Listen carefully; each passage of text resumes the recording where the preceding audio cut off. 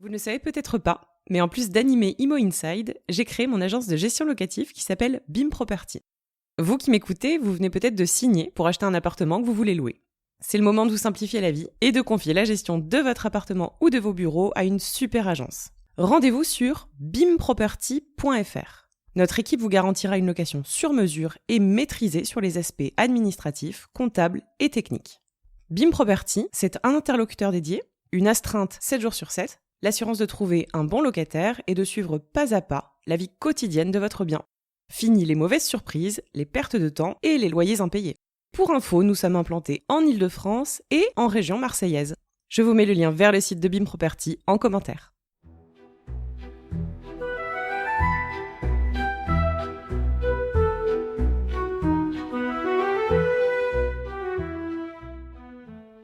Bonjour à toutes et à tous et bienvenue dans Imo Inside, le podcast qui vous plonge dans l'univers fascinant de l'immobilier et vous dévoile les coulisses de ce secteur à travers des parcours inspirants d'hommes et de femmes qui le façonnent.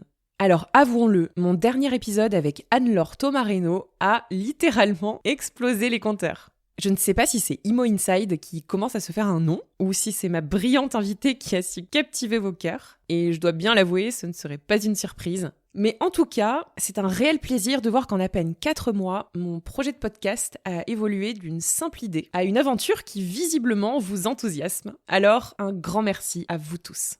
Cette semaine, dans Imo Inside, je vous propose une rencontre de 40 minutes avec une figure incontournable du logement social. Il s'agit de notre très estimé Christophe Lheureux. Un ingénieur passionné, pragmatique, humaniste et animé par un désir constant de faire avancer les choses. Christophe incarne parfaitement l'esprit de son métier et de l'organisation qu'il sert depuis près de 24 ans chez Immobilière 3F. Alors, au programme de cet échange, on a parlé de l'enjeu de mieux comprendre les besoins des bailleurs sociaux et d'informer davantage sur les HLM, l'importance de la montée en compétences, l'intégration du BIM chez Immobilière 3F, des sujets plus perso, évidemment. Alors on a parlé course à pied, peinture, oui, je vous promets. Et enfin, l'implication des écoles dans la formation des futurs professionnels aux métiers du numérique et aux défis de demain. Bref, installez-vous confortablement pour les 40 prochaines minutes et découvrez ma conversation passionnante avec Christophe. Bonne écoute! Quel est le problème? La porte au plafond, là. C'est ça? Non, mais j'anticipe. Si vous voulez faire un deuxième étage, paf, vous pouvez parce qu'il y a déjà une porte pour y accéder. Qu'est-ce qui se passe? Un problème de chauffage? Oui, le brûleur est foutu. Ah, monsieur Valcocsis, je suis pas architecte, moi, je suis carreleur. Je carrelé, je carrele. Carré pas. C'est une petite bicoque sans prétention, d'accord, mais elle est très bien conçue, on a passé des soirées formidables. Alors? Bonjour! C'est le proprio! Pas de pierre, pas de construction. Pas de construction, pas de palais. Pas de palais. Pas de palais. Bonjour Christophe, Bonjour Cécile. comment vas-tu? Très bien, même si j'ai un peu mal aux jambes ce soir. J'ai vagabondé dans les montagnes vosgiennes le week-end dernier et je sens encore quelques traces de ce vagabondage, pérégrination vosgienne. Excellent, on va pouvoir en parler juste après. Je te souhaite la bienvenue sur Imo Inside et je suis très contente de t'avoir aujourd'hui parce que je t'ai rejoint dans tes bureaux, c'est la première fois que je viens te voir ici. Et on est parti pour quasiment 40 minutes tous les deux et profiter de ce temps pour parler de toi, de ton parcours, ton actualité. Tu as sorti récemment un nouveau livre sur le BIM, donc on va pouvoir parler de cette sortie, parler aussi du BIM World qui a eu lieu il y a quelques jours. Et je vais démarrer cette émission en te posant la question que je pose à tous mes invités. Je vais te demander de nous dire qui est Christophe Lheureux. Merci Cécile. Alors j'ai 57 ans, je suis marié, je suis père de 2 grands-enfants, 2 très grands-enfants maintenant. Je suis ingénieur de formation. Je suis sorti de l'école, tu t'en doutes, il y a quelques années. Ça ne se voit absolument pas. Non, merci Cécile. Je suis rentré chez 3F il y a quelques années aussi, en 2001. Exactement. Et depuis cette date-là, j'ai fait plein de choses très différentes, des choses très sympathiques, avec à chaque fois de beaux défis à relever, mais je pense qu'on y reviendra au cours de cet entretien. Et depuis 10 ans maintenant, sur ce sujet qui me tient beaucoup à cœur, de la maquette numérique, du BIM, de la data, tout ça au service des projets de construction, de réhabilitation qu'on mène, au service de nos activités de maintenance et d'exploitation du patrimoine. Alors 3F, le groupe 3F, puisque en fait c'est plusieurs sociétés, la maison mère est Immobilière 3F, on est ici dans une annexe du siège social d'Immobilière 3F, et puis on a aussi un réseau de filiales en région, et puis une filiale thématique qui fait du logement thématique. 3F est un bailleur social, parmi les plus gros bailleurs sociaux de France, sinon le plus gros. On est présent sur la quasi-totalité du territoire métropolitain, de Dunkerque à Marseille et de La Rochelle à Strasbourg. Nos métiers sont simples. En fait, on construit du logement social, on le gère, on l'entretient, on le réhabilite. Voilà. Notre vocation, c'est d'offrir un logement à des ménages qui ont des ressources modestes et qui auraient des difficultés à se loger sur le marché privé. Alors on est une société très ancienne. 3F a été créé avant la Deuxième Guerre mondiale, à la fin des années, dans les années 20. C'est pas passé grand-chose jusque dans les années 50. Il y a eu un vrai essor après-guerre, en fait, quand il s'agit de reconstruire la France. Et voilà, la courbe de montée en puissance a été progressive de 1950 jusqu'à aujourd'hui. On est un peu plus de 4000 collaborateurs, avec une caractéristique forte qui est que un collaborateur sur 2 chez 3F est un gardien d'immeuble, un gardien ou une gardienne d'immeuble, donc en proximité directe avec nos clients locataires, présents sur les sites, quelle que soit la nature de ce site, et on est très attaché à ce lien de proximité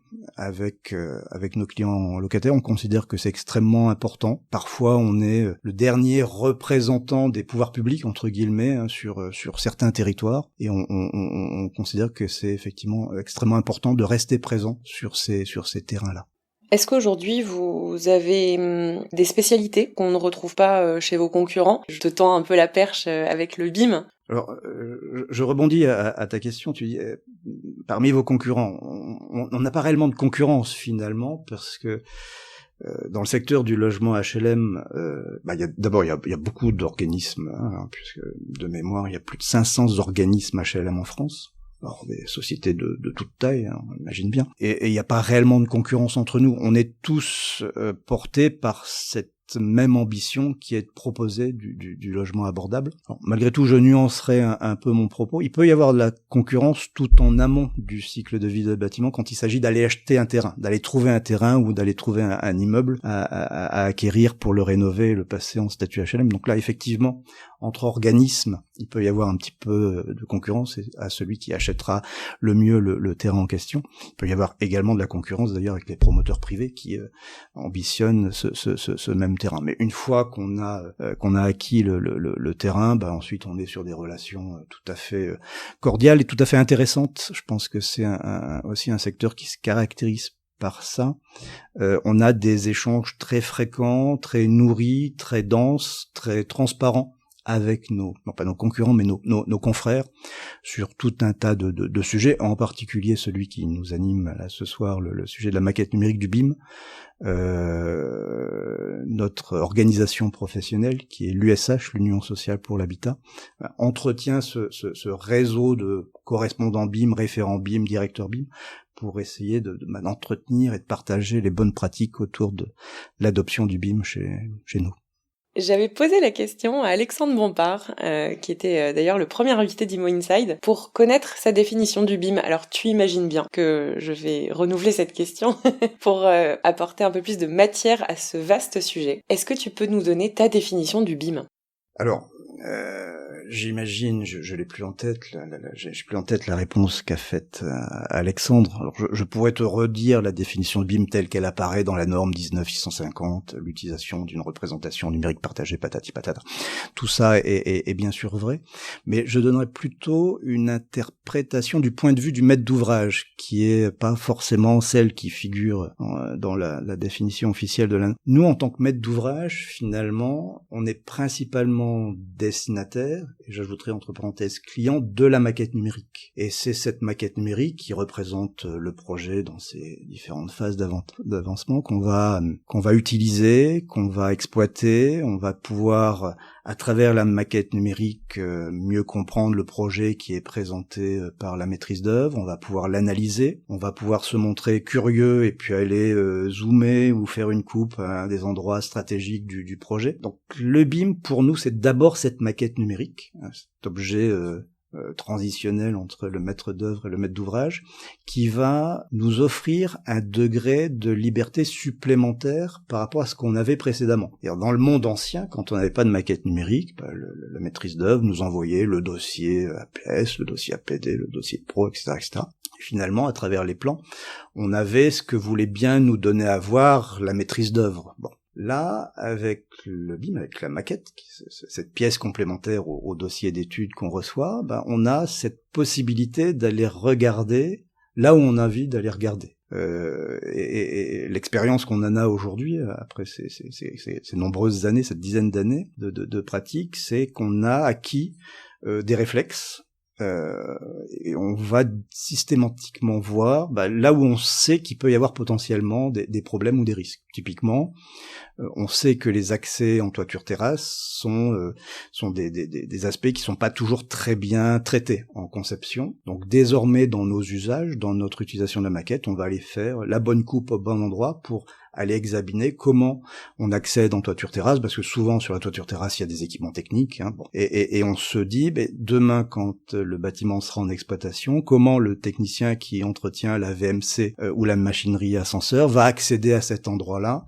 Et souvent on découvre des choses, on se dit ah oui, là il y a besoin d'aller un petit peu plus loin dans la conception. Donc effectivement le BIM comme maquette numérique pour mieux faire notre job de maître d'ouvrage. Paradoxalement, tu vois, alors il y a eu plusieurs époques dans le BIM. Le BIM c'est d'abord la 3D, puis il y a eu le BIM c'est d'abord la data, puis finalement le BIM c'est les deux, c'est à la fois la 3D et la data.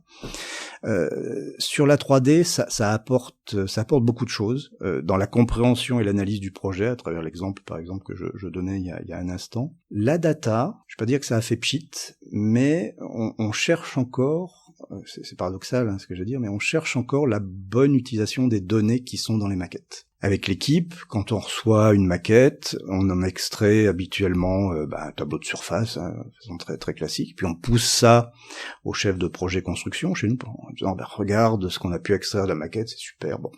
Et force est de constater que dans 9 cas sur 10, ça fait un peu pchit cette affaire-là, certainement par manque de culture data dans nos métiers. Et là aussi, c'est un sujet sur lequel on travaille avec l'équipe depuis plusieurs semaines. C'est un sujet sur lequel on pourra revenir. Adopter le BIM, ça passe par une transformation de la culture métier, et en particulier s'intéresser plus à ce qu'on peut faire de la donnée, en particulier de la donnée qui se trouve dans les maquettes. Comment le BIM est arrivé chez 3F ? Ah, ça, c'est une belle histoire, ça. C'est à cause ou grâce à Olivier Salnick. Ah, tiens. Alors, ça Olivier fait longtemps Salnick, qu'on n'en avait pas parlé. on ne le présente plus.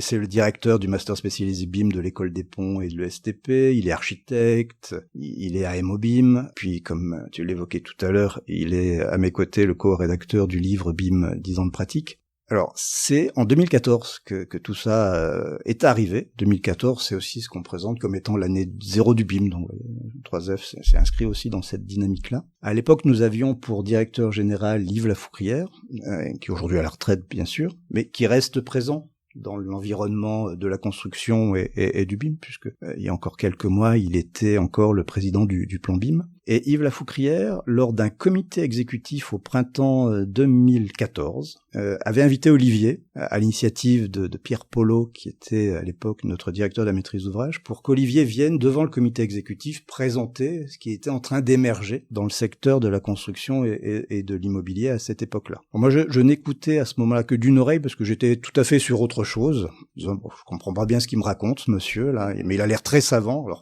Pour ceux qui connaissent Olivier, il était venu avec ses 300 slides, il en a projeté 3, bien évidemment, pendant les 20 minutes où il a pu exposer ces choses. Et puis les 300 slides, je suis reparti avec, je les ai mis dans un coin, en me disant, c'est intéressant, c'est sympathique, son affaire. Puis tout ça a rebondi quelques mois après, en août 2014, donc en août, dans les bureaux, il n'y a pas beaucoup de monde dans les entreprises, moi j'étais là, et je reçois un coup de fil d'Yves Lafoucrière, un vendredi matin. Alors Yves Lafoucrière, je le croisais pas tous les matins, je prenais pas mon thé avec lui. Et il m'appelle au téléphone, il me dit, Christophe, venez me voir dans mon bureau, j'ai quelque chose à vous dire. Bon, donc me voilà parti, pas forcément hyper fier, dans le bureau d'Yves Lafoucrière, il me dit, vous vous souvenez Christophe, il y a un monsieur qui est venu il y a quelques semaines nous parler du BIM, vous étiez là, vous avez écouté. Je me dis, oui Yves, parfait. Il me dit, moi je crois qu'un bailleur social comme nous, comme 3F, un bailleur social qui construit, qui gère, qui rénove, il faut qu'on s'intéresse à ça. Il me dit, je sais pas encore bien comment s'y prendre, mais il faut vraiment s'intéresser à ça parce que c'est quelque chose qui va bouleverser notre univers professionnel. Et puis, alors là, il sort le violon et puis il me dit, j'ai pensé à vous pour prendre en charge cette réflexion sur la façon dont nous, 3F, pouvons nous emparer de ça. Il me dit, je vous laisse terminer ce que vous êtes en train de faire. À l'époque, j'étais à la direction de la gestion du patrimoine, donc tout à fait sur autre chose. Et puis, vous me rejoignez, et puis vous allez réfléchir pendant 6 mois à tout ça, puis on se reverra dans 6 mois. Mais prenez votre temps pour réfléchir, on était le vendredi matin, vous me donnez votre réponse lundi. Alors bien évidemment, quand un directeur général vous propose ça, le choix la décision a été assez vite à prendre. J'en ai discuté un peu avec ma femme quand même pendant le week-end, et puis le lundi matin, je passe un coup de fil à Yves. Je lui dis, oui, je veux bien réfléchir à ce que vous m'avez proposé, je suis d'accord. Donc ça, c'était en août 2014, et puis j'ai terminé ce que je faisais à la direction de la gestion du patrimoine, et le 1er décembre 2014, je me suis retrouvé tout seul dans un petit bureau, comme à peu près ici, en me disant, par quoi je commence, parce qu'à l'époque, en 2014, il y avait peu de littérature existante, peu en faisaient, peu savaient ce que c'était. Donc j'ai fait le tour des popotes. Je suis allé voir quelques archis qu'on m'avait conseillés, quelques bureaux d'études, quelques entreprises. Voilà, j'ai ouvert grandes les oreilles, et puis j'ai essayé de me faire une idée de ce que c'était d'abord, et puis ensuite de ce que ça pouvait nous apporter à nous, et puis enfin de comment on pouvait s'emparer de ça. Donc ça a démarré le 1er décembre 2014, on s'est revus exactement 6 mois ensuite, le 1er juillet 2015, devant le comité de direction, un petit comité. Et il se passe beaucoup de choses l'été finalement, entre le mois d'août, il se passe beaucoup de choses l'été. Et donc le 1er juillet 2015, je planche devant le comité de direction de 3F, on dit, voilà ce que j'ai compris de ce que c'est que ce truc qu'on appelle le BIM, la maquette numérique. Et voilà le plan d'action que je vous propose. Et ce plan d'action, il était basé sur trois orientations, 3 pistes d'action. La première, c'était de confirmer qu'effectivement, nous, bailleurs sociaux, on doit s'emparer de ça. Donc de lancer une première opération, puis une deuxième, pour monter progressivement en compétence sur le sujet, jusqu'à finalement généraliser cette pratique de management à l'ensemble de nos opérations. Première décision. Deuxième décision, qui concerne là plutôt la partie exploitation, c'est confirmer l'outil qu'on avait testé à l'époque pour modéliser notre patrimoine existant. En l'occurrence, c'était Habila. On avait fait une petite expérimentation d'Habila sur le patrimoine de la Seine-et-Marne. On avait modélisé 6000 logements qu'on avait mis dans Habila. J'avais eu l'opportunité de faire un retour d'expérience de tout ça qui avait confirmé l'intérêt de ça. Donc, deuxième décision, confirmer Habila comme étant l'outil de gestion du patrimoine en mode BIM. Et puis, troisième décision importante, en tout cas, avec beaucoup de conséquences d'un point de vue financier, c'est de lancer la modélisation de tout le patrimoine existant, ou en tout cas dans une première étape, celui de l'Île-de-France, donc à peu près 130 000 logements à l'époque. Donc je présente tout ça, j'avais fait une espèce d'esquisse budgétaire pour quand même alerter sur le fait que ça allait coûter un petit peu d'argent, et le comité de direction me dit banco, on y va. Donc une première opération se lance, on constitue un début d'équipe BIM, on lance les appels d'offres pour préparer la modélisation du patrimoine existant, etc., etc. Et puis on se retrouve maintenant 10 ans après avec tout ça finalement réellement mis en œuvre, ce qui est plutôt enthousiasmant dans ces conditions-là.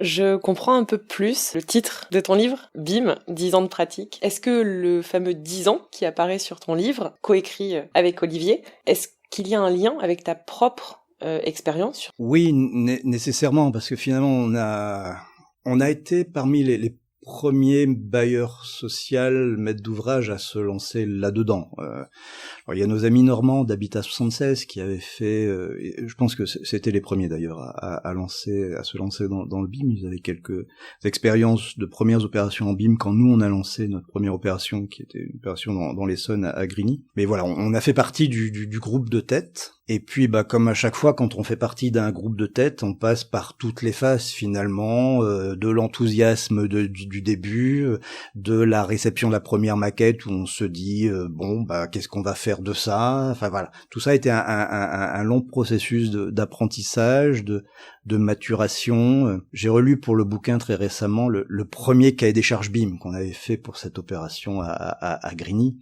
Il est à mourir de rire. Alors je vais pas dire qu'on l'a coécrit avec Olivier, mais c'est à mourir de rire. C'est plein de naïveté et de candeur. Donc c'était un cahier des charges très succinct, très concis. Ça tenait sur un recto verso. Où il disait grosso modo, nous maîtres d'ouvrage importants, on veut faire du BIM, on s'adresse à vous maîtres d'œuvre entreprise pour que vous fassiez du BIM sur cette opération à Grigny, et puis vous allez nous expliquer tout ce qu'on peut en tirer en fait. Bon. Et quand on a confié le marché de conception, le marché de travaux respectivement à la maîtrise d'œuvre et à l'entreprise, ils ont dit, monsieur Lheureux, mais on ne sait pas ce que c'est, nous, on n'a jamais fait, donc on va essayer d'apprendre ensemble. Et on a appris comme ça, en fait. Et ça, c'est peut-être quelque chose qui a perduré pendant ces 10 années, et qui perdure encore, j'allais dire, la bienveillance qu'on applique à nos partenaires pour faire du BIM. On essaye d'être très à l'écoute de ce qu'ils nous disent. Alors, c'est pas toujours simple, parce qu'on sait que c'est une pratique qui n'est pas encore courante aujourd'hui. Alors certains pourraient s'en plaindre et dire ça fait 10 ans qu'on prêche, mais on prêche un peu parfois dans les airs. Oui, certainement. Mais on sait que c'est pas toujours simple, ça peut être compliqué, ça suppose des investissements de toute nature. Donc on est très à l'écoute de ça quand un architecte à qui on confie un projet nous dit ça, on va pas lui taper sur les doigts en disant c'est pas bien, pourquoi tu fais pas. Non.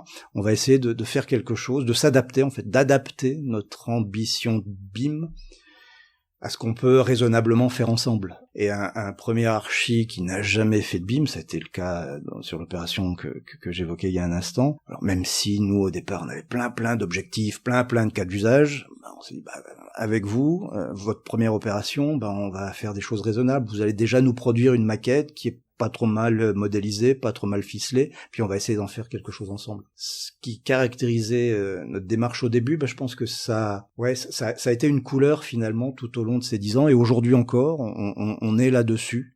On cherche pas à imposer nos exigences, nos objectifs, nos cas d'usage. Alors notre cahier des charges, il a évolué, celui que j'évoquais sur Grigny, qu'il faudrait mettre dans le musée du BIM si un jour il y a un musée du BIM.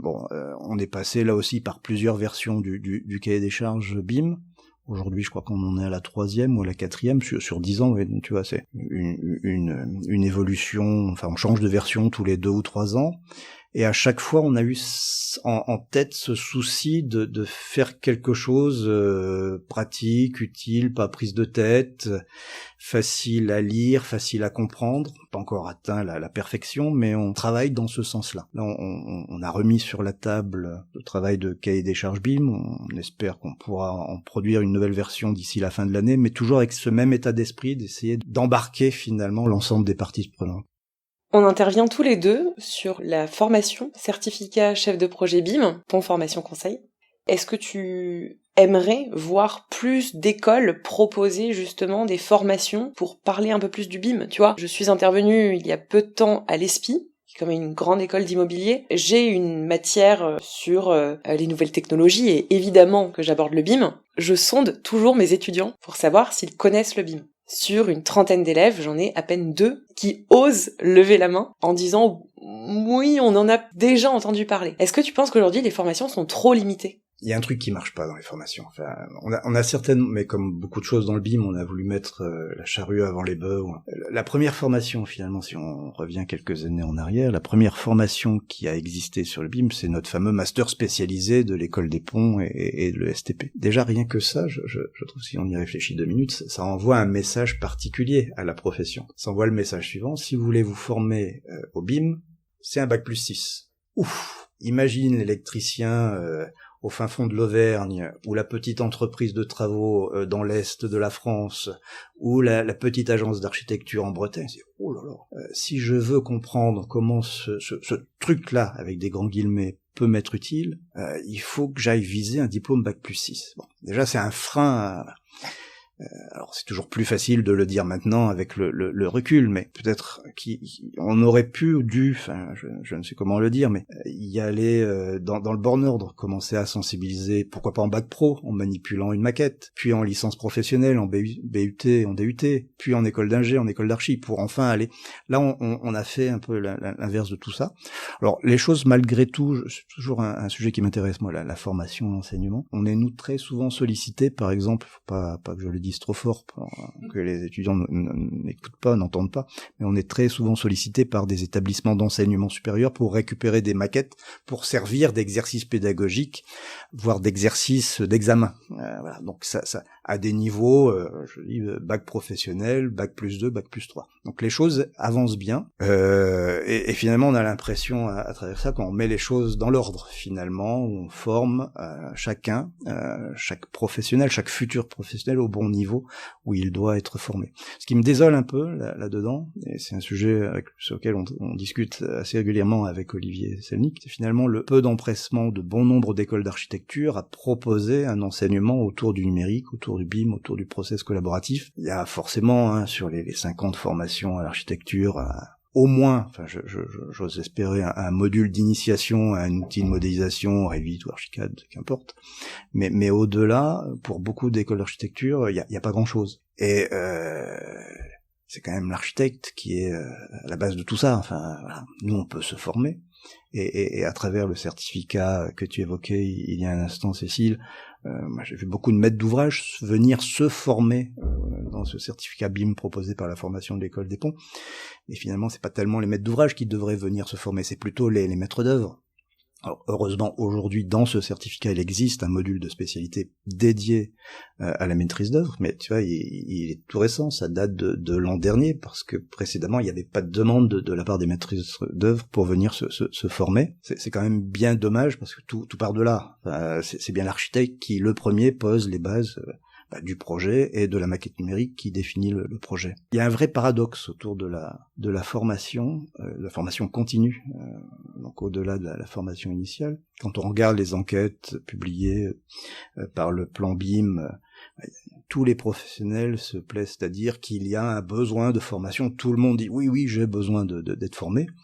Mais derrière ça, quand on interroge les organismes de formation continue, ils peinent à remplir leur session de stagiaires. Enfin, là, il y a un vrai paradoxe. Alors, il faut dire qu'on a besoin de formation parce que c'est de bon ton de dire qu'on a besoin de formation. Bon, mais derrière, les organisations ont du mal à dégager les quelques heures pour suivre ces formations et les quelques milliers d'euros pour les acheter. Donc, il y a un vrai sujet autour de ça. Ça certainement a ralenti la vitesse d'adoption du BIM par les acteurs de la filière, en fait, parce que si je reviens au cas de 3F, on a un cahier des charges BIM, je l'ai dit, on a identifié quelques usages, on est assez modeste dans ce qu'on affiche en termes d'usage, considérant justement que tous les acteurs sont pas prêts là-dessus, mais même là-dessus, on a parfois des architectes qui nous disent oui, ça je sais pas faire, quoi, alors qu'on est vraiment sur des usages très très basiques. Voilà. C'est un peu dommage, et c'est un peu le constat qui est posé dans le livre qu'on évoquait, qu'on a co-dirigé avec Olivier Selnik, qui est de dire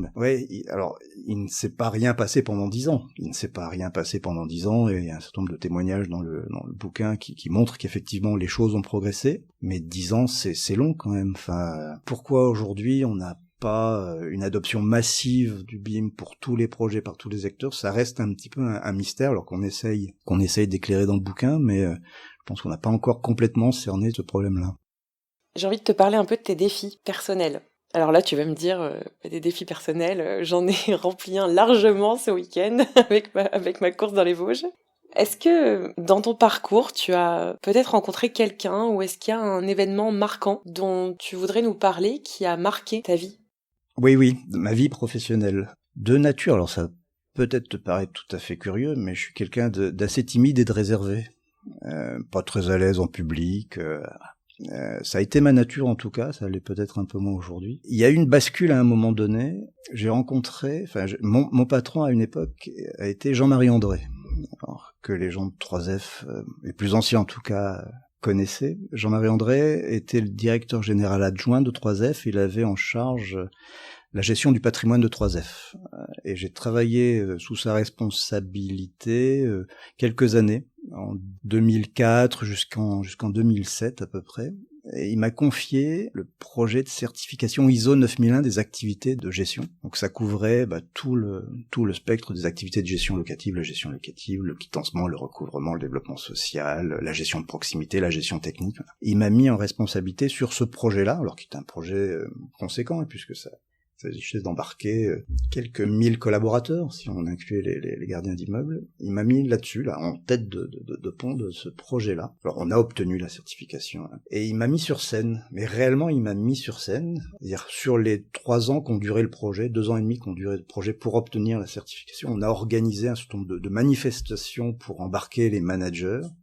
On a fait des choses au Stade de France, on a fait des choses à Roland-Garros, on a été sur les studios Gabriel de Michel Drucker, voilà. Et il m'a dit, c'est vous, Christophe, qui allez animer ça, donc avec 100, 200, 300 personnes. J'avais jamais fait ça de ma vie, Et c'est lui qui m'a donné les clés du camion, et je l'en remercie, et je lui suis extrêmement reconnaissant, parce que je pense que je serais jamais là où je suis s'il m'avait pas permis de faire ça à ce moment-là. Ça a débloqué certainement des choses en moi.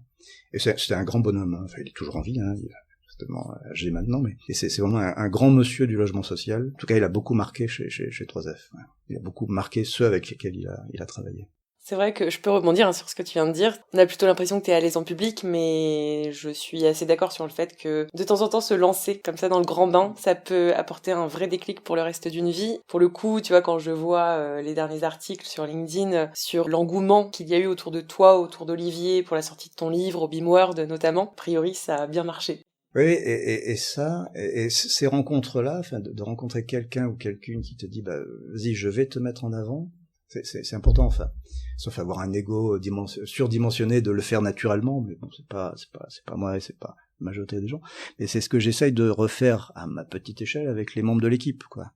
Quand je peux envoyer Nadège, Renaud ou Sarah qui sont dans l'équipe BIM de 3F à ma place, faire une présentation, faire une animation, intervenir dans une école, répondre en une interview, je les envoie avec oui, j'aime les envoyer. Bon, ça les fait sortir un petit peu de leurs habitudes, de leur zone de confort, etc. Mais je pense que c'est important aussi. En tout cas, c'est important pour moi, et puis j'espère que c'est important pour eux. Alors, revenons à cette fameuse course. J'allais te poser la question, quelle est ta journée type ? Mais au final, je vais élargir ma question à quelle est ta semaine type ? Ah oui. Le boulot prend pas mal de temps quand même dans tout ça. Puis j'aime ça en fait, Donc c'est 5 jours de travail dans la semaine qui sont bien chargés, bien consacrés au boulot. Mais j'aime ça et puis c'est facile. Oui, non, parce que je fais des tas de choses différentes en fait dans mon périmètre de responsabilité, dans mon périmètre professionnel. Mais il n'y a pas une journée qui se ressemble en fait. Hein. Et puis là, mais on aura peut-être l'occasion d'en reparler un peu plus tard avec toute la réflexion autour de la data qu'on est en train de mettre en place, la maîtrise, la mise en qualité de la data technique. Il y a vraiment des sujets extrêmement intéressants qu'on pousse et qu'on m'a confié. Donc il y a une grosse partie de la semaine qui est consacrée à ça, mais j'ai des temps à moi. Alors après, il y a le temps avec la famille qui est extrêmement important, je le disais en introduction en parlant de mes deux fils. Tu évoquais la course à pied, donc oui, j'ai des temps de course à pied, donc je maintiens ça parce que c'est important pour mon équilibre perso, physique, etc.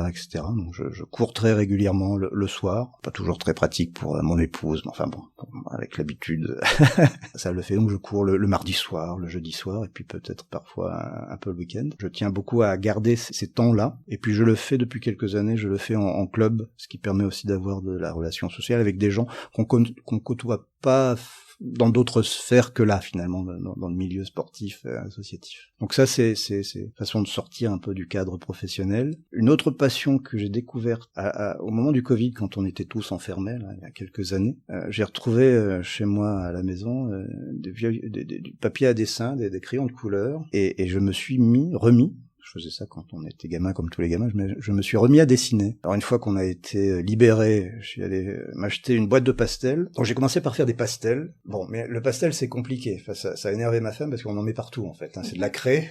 Donc je faisais ça dans la cuisine. Je ressortais avec de la craie des pieds à la tête et partout sur les murs. Donc elle m'a dit non, il faut que tu trouves un autre support que le pastel parce que le pastel ça le fait pas. Et du pastel, puis ça prend du temps le pastel. Enfin, il faut vraiment avoir le temps. Enfin, c'est pas un truc qu'on peut faire en 1 heure le soir pour se détendre. J'ai découvert l'aquarelle il y a 2 ans, et je m'amuse à faire des petites aquarelles. Alors, je suis monothématique, quoi. Je fais que des arbres. Ça fait rire tout le monde dans la famille. Je ne fais que des arbres, donc je fais des arbres. Alors, toute forme, toute couleur, mais voilà, c'est mon moment tout seul, là, mon moment à moi, qui est, voilà, on pense à rien d'autre qu'à faire son tronc d'arbre, ses branches et ses feuilles. Tu peux me suivre sur Instagram, j'ai un compte où je mets quelques-uns de mes arbres. J'ai bien essayé de faire d'autres formes, mais donc j'en reviens souvent et toujours aux arbres. Il y a peut-être un peu de psychologie à faire autour de ça qui voilà, mais on va pas se faire une séance de psychologie de comptoir. Il y a peut-être un truc à chercher autour de la représentation de l'arbre. On va passer aux questions signatures. C'est une question que je pose régulièrement à mes invités. Je voudrais savoir quelle personne tu aimerais entendre au micro d'Imo Inside. Alors elle le sait parce que je lui en ai parlé. Elle a dit non Christophe, non fais pas ça. Donc j'aimerais bien que tu ailles à la rencontre de Chloé Lefebvre, qui est responsable pédagogique à la formation continue de l'école des ponts, qui anime un certain nombre de certificats, dont le certificat BIM dont on a parlé tout à l'heure.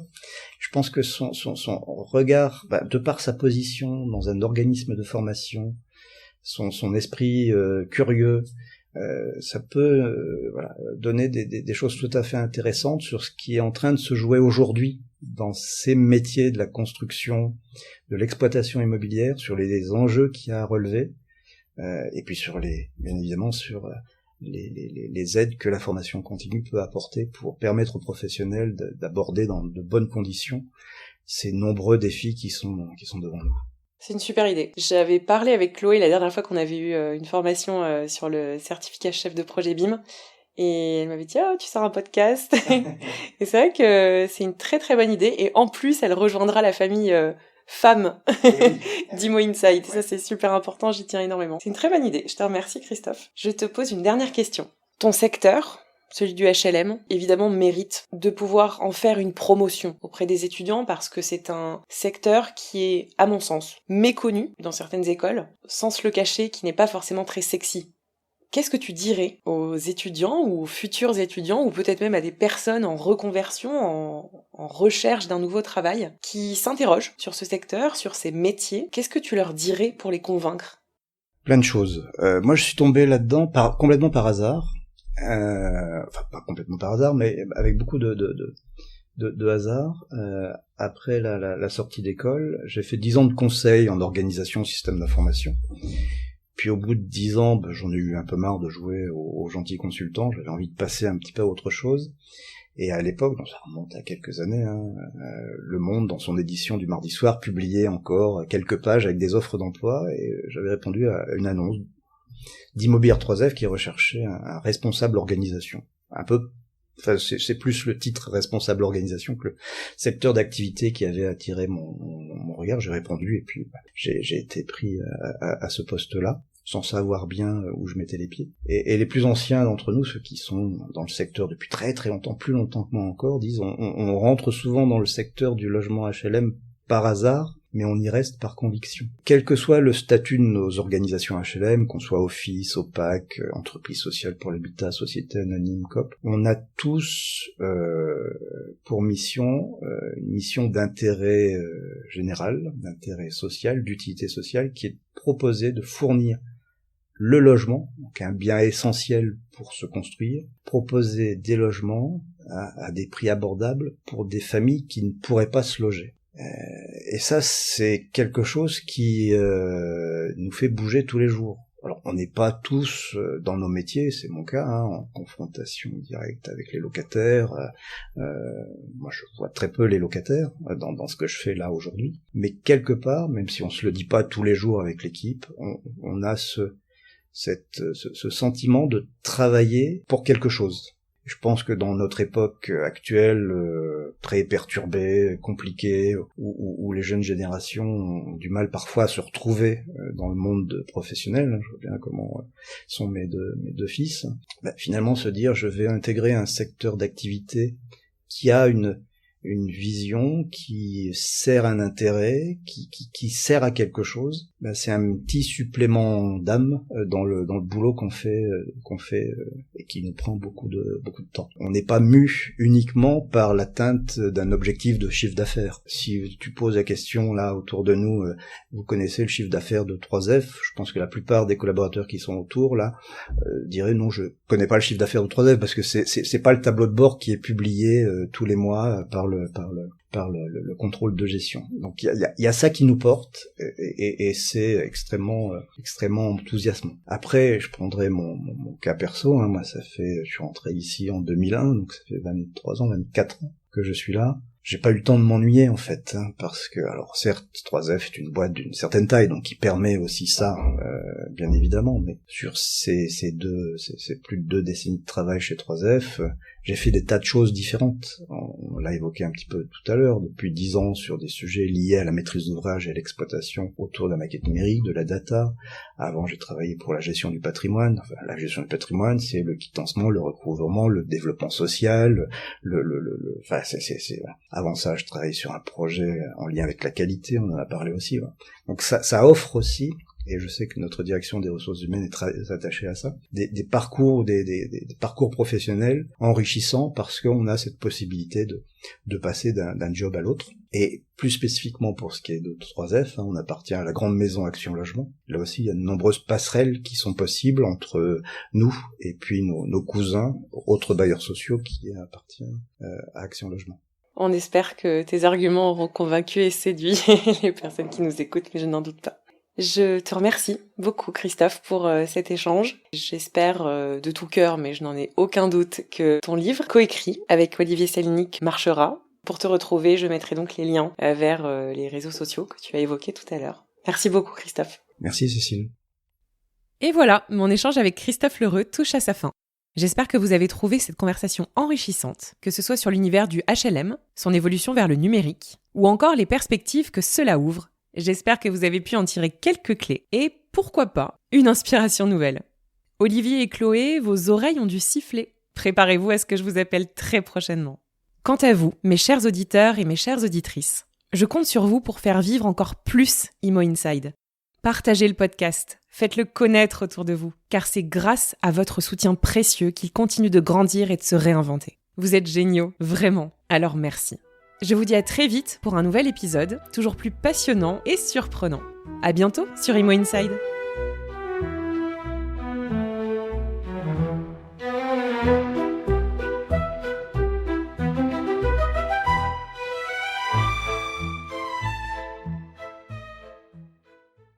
Vous ne le savez peut-être pas, mais en plus d'animer Imo Inside, j'ai créé mon agence de gestion locative qui s'appelle BIM Property. Vous qui m'écoutez, vous venez peut-être de signer pour acheter un appartement que vous voulez louer. C'est le moment de vous simplifier la vie et de confier la gestion de votre appartement ou de vos bureaux à une super agence. Rendez-vous sur bimproperty.fr. Notre équipe vous garantira une location sur mesure et maîtrisée sur les aspects administratifs, comptables et techniques. BIM Property, c'est un interlocuteur dédié, une astreinte 7 jours sur 7, l'assurance de trouver un bon locataire et de suivre pas à pas la vie quotidienne de votre bien. Fini les mauvaises surprises, les pertes de temps et les loyers impayés. Pour info, nous sommes implantés en Ile-de-France et en région marseillaise. Je vous mets le lien vers le site de BIM Property en commentaire.